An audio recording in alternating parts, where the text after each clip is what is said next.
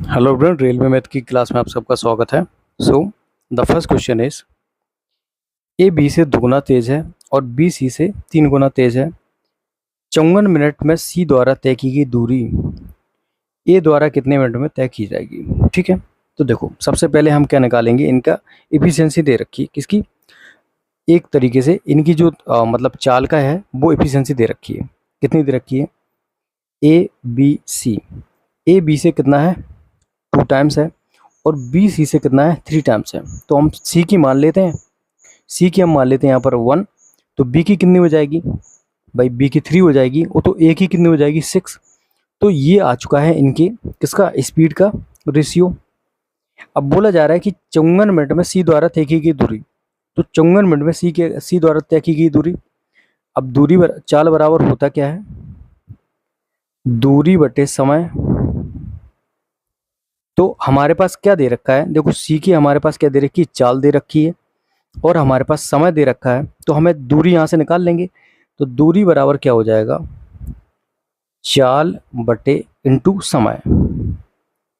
तो यहाँ से दूरी कितना है, चाल कितनी दे रखी है, चाल दे रखी है आपकी 1, और यहाँ पर दूरी कितनी मतलब समय कितना दे रखा है, 54। तो यहाँ पर दूरी क्या आ गई, 54 आ गई। ठीक है, अब बोला जा रहा है कि ए द्वारा कितने मिनटों में तय की जाएगी।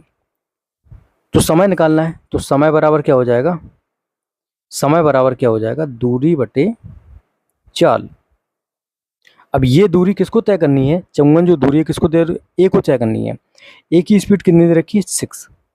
तो दूरी 54 है और उसकी जो चाल है वो कितनी है, 6 की है। तो ये कितना आ जाएगा, 9 मिनट्स।